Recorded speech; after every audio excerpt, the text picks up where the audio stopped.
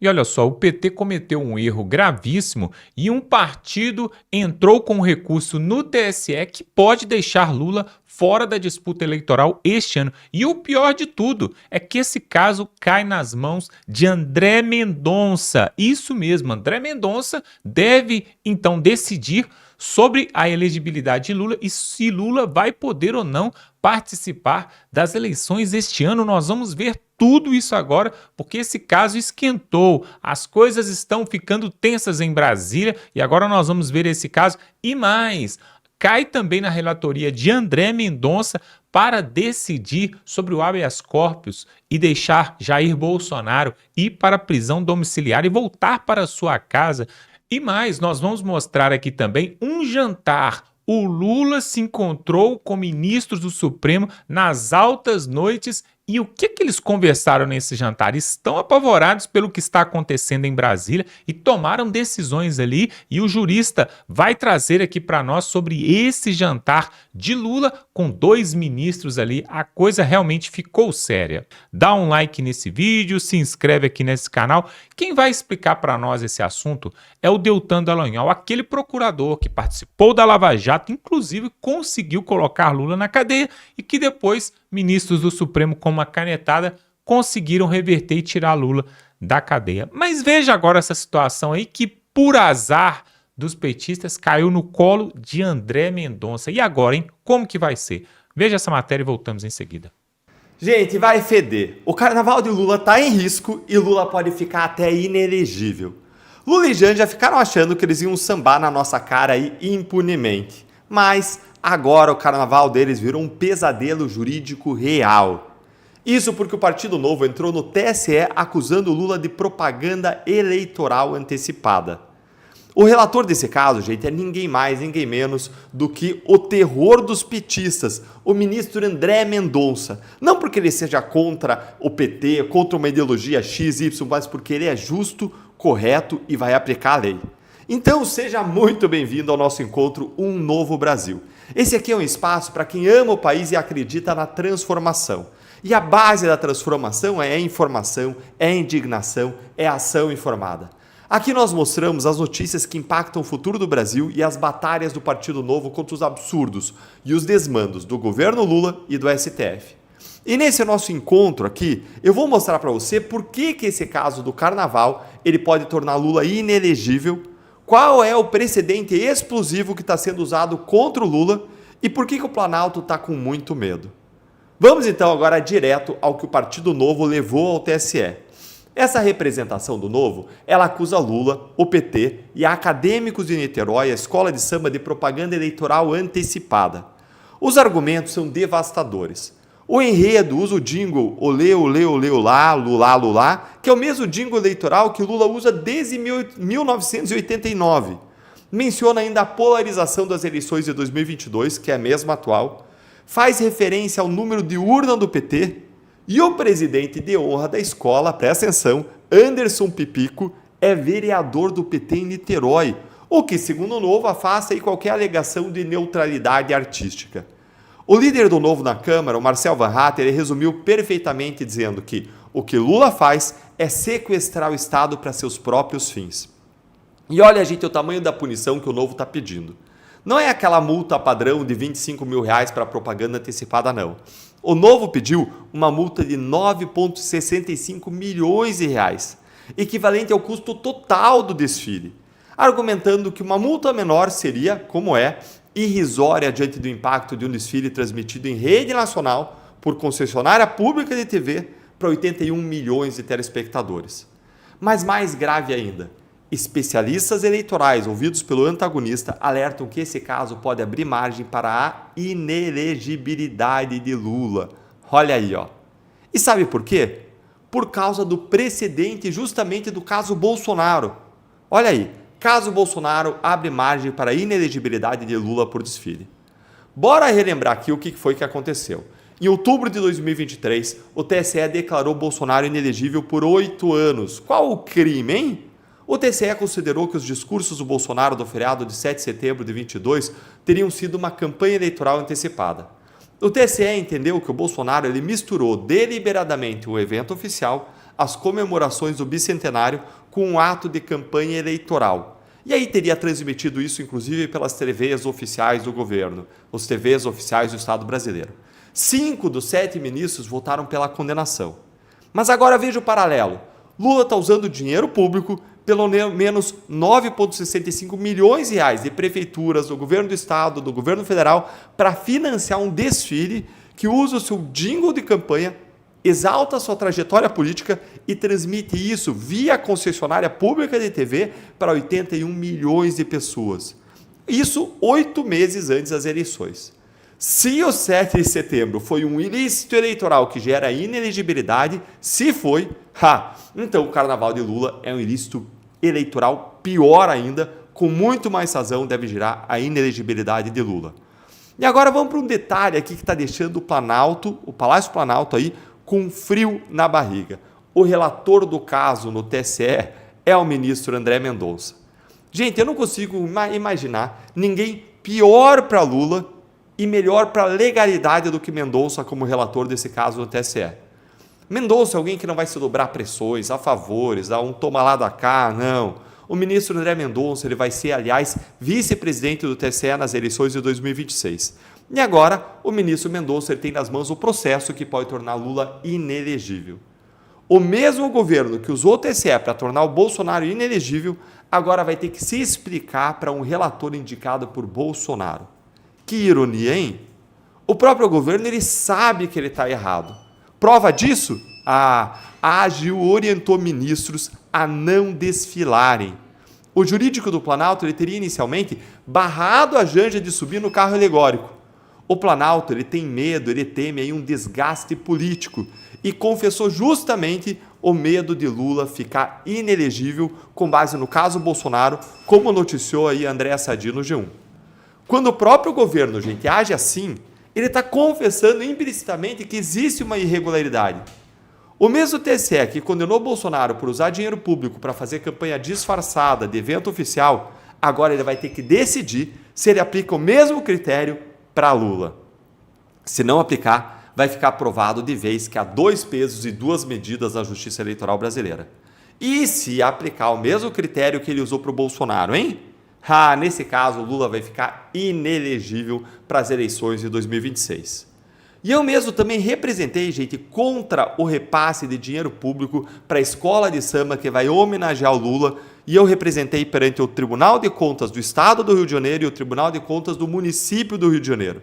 Gente, se depender de nós, olha, do Partido Novo, esses absurdos aí do governo Lula não passarão. Pois é, veja agora o que aconteceu nesse jantar entre Lula e ministros do Supremo, porque eles estão tentando ver se mexe os pauzinhos ali e costura alguma defesa, porque a popularidade do petista está indo por água abaixo.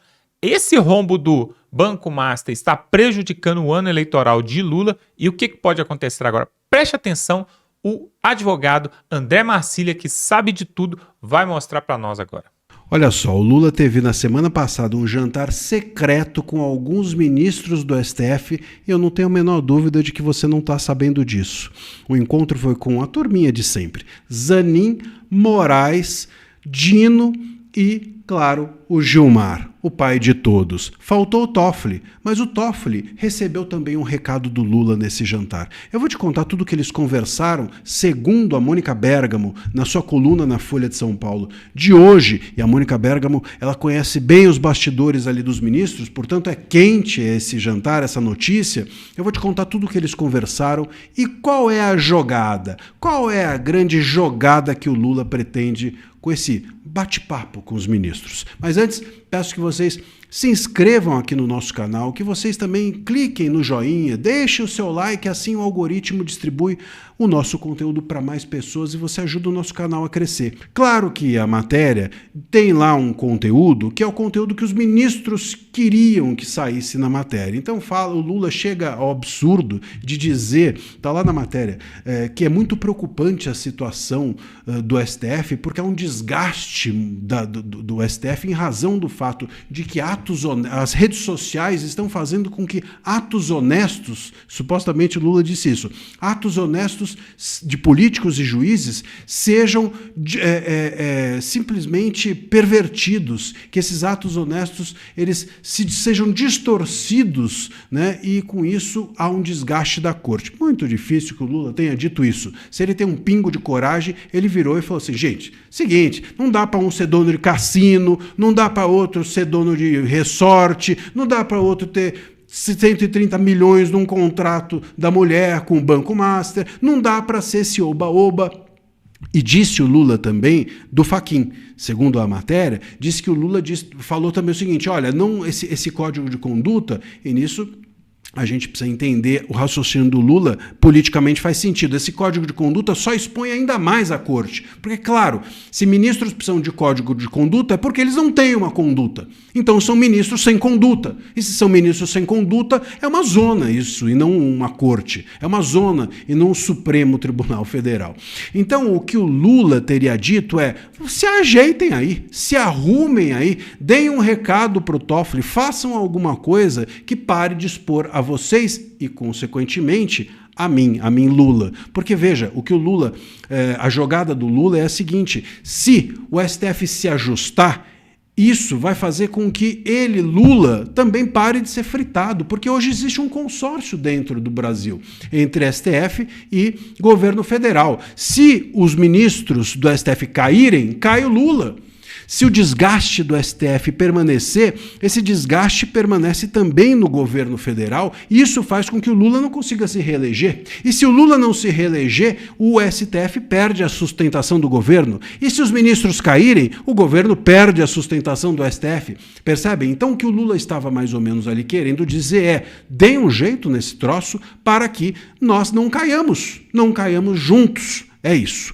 E aí o recado ao Toffoli é, veja se o Toffoli encontra uma saída. E a saída para o Lula do Toffoli é que o próprio Toffoli saia da frente do caso Master ou até mesmo do STF. Para o Lula seria ótimo. Se o Toffoli saísse, é como se você arrancasse um dedo para preservar a mão. E disso o Lula entende. Então, de alguma maneira, o Toffoli sai e ele, Lula, dá uma apaziguada ali no STF e ele, Lula, ainda ganha mais um para indicar. Resolve o problema dele, indica o Messias, indica o Pacheco e fica feliz com todo mundo, fica de bem com todo mundo. Essa seria a saída do Lula. O que o Lula quer é que a velha imprensa que acordou de um coma induzido volte ao coma induzido. Quer que paremos de falar no STF. Quer que eles se resolvam sem tanta exposição. E quer que o Toffoli vá embora do STF para que ele possa nomear mais um e, com isso, entregue alguma coisa, né? Entreguem algo para a imprensa, entreguem uma cabeça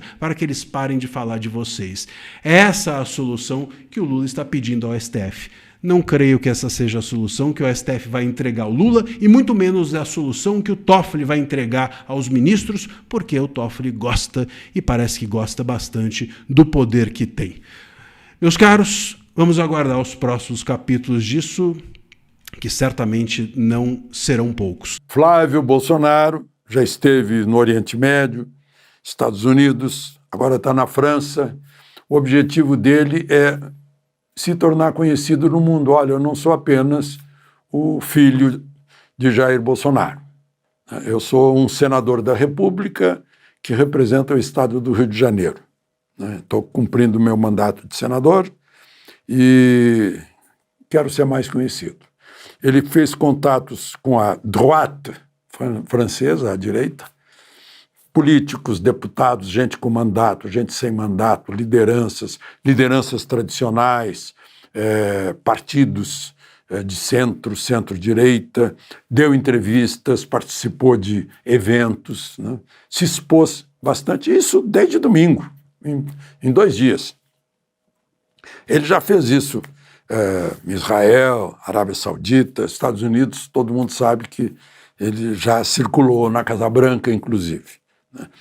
E aí deu entrevistas na televisão de lá e foi perguntado sobre judiciário brasileiro, sobre as perseguições políticas, sobre a censura, sobre o bloqueio de redes sociais, sobre o pai dele, o julgamento do pai dele, sobre o julgamento político de manifestantes do 8 de janeiro. Foi perguntado sobre Macron, ele disse que é um péssimo presidente, né? Disse isso lá na França. Enfim, teve um bom desempenho e, por coincidência, subindo nas pesquisas aqui no Brasil. Eu não acredito muito em pesquisa, porque pode ser até que a pesquisa esteja inflada para convencer a direita, o centro-direita, a escolher Bolsonaro, Flávio, porque Lula pode achar que o Flávio é o candidato mais fácil que, por exemplo, um político experiente como governador de Goiás, como Caiado, né? Ou um político popular como está sendo o Ratinho, ou um político com toda a mineirice, a sabedoria de Zema, né?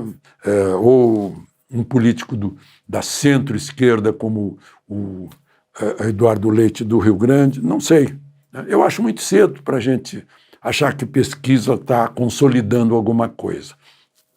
Mas, por outro lado, as pesquisas induzem também os partidos políticos a adotarem candidatos, né? Os que forem mais viáveis para conduzir o partido para o poder. Porque partido político sem querer poder não é partido político. O objetivo de todo partido político é tomar o poder pelas eleições, né? Que é diferente de ganhar a eleição, né? Bom,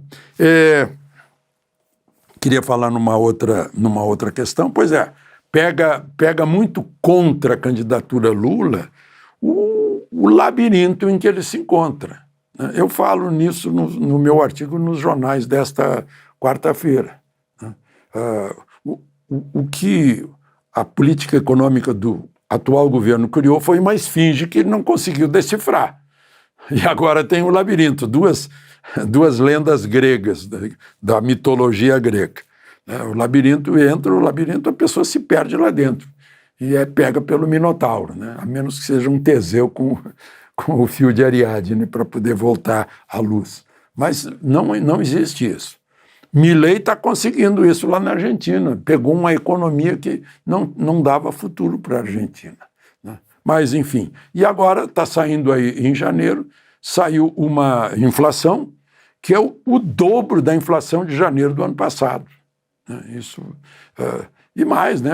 A gente sabia que estamos pagando por ano 1 trilhão de juros na dívida pública do Brasil. São os papéis que o governo precisa colocar no mercado para ter dinheiro, porque gasta além do que arrecada. Ele está arrecadando muito, todo mundo pagando imposto para sustentar benefícios sociais que o governo considera. Lula mesmo confessou isso. 90% dos evangélicos recebem benefício do governo, mas não votam no governo. Ele acha que benefício é para votar no governo, né? Por isso que espalham, quando se aproxima a eleição, se eleger fulano vai acabar com o Bolsa Família, né? Isso é a mentira que vai vir, sem dúvida, né? Bom, e eu queria terminar com mais um ponto de orgulho para o nosso país, né? A aeronáutica, a Força Aérea Brasileira, fechou um contrato com a Stella Tecnologia, que é uma empresa brasileira, para fazer drone para a Força Aérea. Drone é muito mais barato que um Gripen, né? E muito mais prático, como a Ucrânia está mostrando. Gente, a Ucrânia está dizimando as forças militares russas. É uma guerra que já dura, acho, 3 anos, né? Quando todo mundo achava que era uma guerra de 3 semanas. Com drone, com games, tem contagem de pontos. O soldado ucraniano ganha pontos e pode comprar drones mais poderosos. Fabricam drones aos milhares, né? E salvar uma vida ganha mais pontos que matar um soldado, aprisionar um soldado ganha mais pontos que matar um soldado inimigo, né? Destruir um tanque ganha bastante ponto, né? A Ucrânia está ensinando uma nova guerra com drones. E o Brasil, então, está entrando nisso. Para defesa, para observação aérea, para combate ao crime, para policiar a fronteira, né? E tem até um drone a jato. É o Albatross. Bom, ainda bem que botaram um nome brasileiro, porque os fabricantes são brasileiros. Tanto a Stella, que faz o avião em si, quanto a produtora da turbina de jato. Foi feito o teste mês passado, em dezembro, na base de Santa Cruz, deu tudo certo, perfeito. Orgulho para a gente. E é uma área que não é cara, que é lógica e que é absolutamente moderna. E está mostrando que ainda não é ganhadora de guerras, mas está detendo os russos. Pois é, você viu aí, né? Realmente, esse país não é um país de pessoas sérias, um esculacho atrás do outro, né? Primeiro nós mostramos essa questão do Lula, de uma escola de samba estar homenageando o Lula com dinheiro público e fazer campanha antecipada, promovendo, cantando até música do PT, falando até o número ali da chapa que vai ser digitado ali na urna, na caixa mágica, né? E fazendo até chacota e história da oposição como Jair Bolsonaro.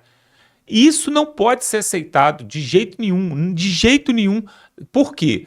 Olha só, na outra eleição de 2022, o que aconteceu foi o contrário. Não deixaram Bolsonaro falar nada contrário ao Lula. Ele não podia nem falar que ele era ex-presidiário, que tinha roubado, desviado dinheiro, que tinha coligação com ditadores, com narcoditadores. Não podia. Agora está acontecendo ao contrário, né? Eles estão liberando o Lula para fazer campanha antes da hora, através da escola de samba. Não que o Lula esteja promovendo, mas só o fato da escola de samba estar fazendo e o próprio governo não fazer nada, isso também é uma conivência. E aí o que acontece? É um privilégio que está dando a uma parte e a outra não tem. Olha só, imagine se uma escola de samba resolvesse homenagear então o Flávio Bolsonaro e fizesse ali um carro de som, um boneco gigante e tal. Como que os petistas reagiriam? Da mesma forma. E possivelmente é bem provável que o Flávio Bolsonaro ficaria inelegível. Agora, quando é para o lado da direita, é lógico que vai ser muito difícil de tirar o Lula de uma corrida eleitoral. O André Mendonça e o Cássio Nunes, que vão estar à frente do TSE, vão ter que ter muito peito para poder fazer isso, porque tirar uma força política como o Lula da frente da corrida eleitoral, eu acho que eles não vão conseguir, mas o Partido Novo, né, esse partido aí que é um partido de centro-direita, já entrou com a ação ali porque quer derrubar mesmo. Pelo menos, ou se eles não fizerem esse carnaval aí com toda essa festa pro Lula aí, vai ter que pagar uma multa multimilionária. Se não pagar a multa, como é que vai ficar? Vai deixar isso por isso mesmo? Se vai ficar tudo por isso mesmo? Não pode, pessoal. E agora outra coisa, sobre esse jantar aí, entre Lula e ministros do Supremo. Isso aí, pessoal, é quase que comum em Brasília. Eles se encontram em vários locais, na casa do Moraes, no restaurante, na casa do Lula e tal. Para quê? Para tratar de assuntos sigilosos, assuntos que diz respeito ao povo brasileiro, mas não é uma reunião oficial. Não está na agenda oficial do Lula e nem dos ministros, né? Agora, se alguém pudesse me explicar o que o STF está fazendo, encontrando com o Lula em pleno esse tufão aí, esse furacão que está acontecendo no Brasil de rombos e escândalos em ano eleitoral, se isso não for interferência do judiciário no executivo, né, interferência de um poder no outro, eu já nem sei mais o que é. Mas no Brasil, como as coisas estão mesmo de cabeça para baixo, né, pessoal, a gente nem pode falar muitas coisas aqui, porque na verdade estamos vivendo um momento, um estado de exceção. Agora, o Flávio Bolsonaro já está ali, né, fazendo a sua passeata, né, a sua romaria ali em alguns países, justamente para mostrar para outros países que ele não é simplesmente o filho de Jair Bolsonaro, mas que ele tem uma força política. Eu quero ver, na verdade, pessoal, quando tiver aqueles debates, né, aqueles embates ali que passa na Band, no SBT, na Globo, entre o Flávio Bolsonaro e o Lula. Sabe por quê? Essa semana passada, o Lula participou de 2 eventos. Um na Bahia, onde foi comemorado ali o aniversário do PT, 46 anos, né? E o Lula falou algumas coisas ali que geralmente ele não fala. Ele perdeu o controle, perdeu as estribeiras, ele falou até palavrões. No outro evento já foi ao contrário. Em São Paulo, o Lula estava ali falando sobre né, a atividade do PT e aquilo que vamos fazer esse ano e tal. E por vários momentos ele trocou os números, trocou nomes de pessoas, chamou inclusive a Janja da ex-esposa, colocou o nome da ex-esposa, trocou números, em vez de falar 40 milhões, falou 80 milhões. Ou seja, pessoal, algumas pessoas estão falando que no primeiro evento na Bahia ele estava sob o efeito de alguma substância e que no segundo evento ele estava mostrando sinais de Alzheimer, né, que já estava gaga. Não sei se é um ou se é o outro, se é os dois juntos, mas a verdade é, quando estiver ali na frente Flávio Bolsonaro e Lula, o que será que vai sair? Porque aí nós temos um Flávio Bolsonaro senador, estudado, totalmente esclarecido, um jovem ali de 40 e poucos anos, e do outro lado, um senhor com 80 anos que já não fala lé com quer, né? Então, vai ser algo até mesmo divertido de assistir. Eu quero que você coloque aqui nos comentários, será que o Flávio Bolsonaro tem força para poder bater o Lula ali nas urnas? O que você acha? Será que o povão do Nordeste conhece o Flávio Bolsonaro? Será que ele vai levar no primeiro turno, no segundo turno ou não? E sobre essa questão aí da elegibilidade do Lula, o André Mendonça e o Cássio Nunes, eles vão ter peito aí de proibir essas escolas de samba de fazer essa propaganda, ou então, futuramente, depois que já tiver feito esse evento aí, será que eles vão ter força aí para poder multar ou de repente tirar o Lula da corrida? O que você acha? Coloque aqui nos comentários. Se inscreve no canal, dá um like nesse vídeo e estamos juntos.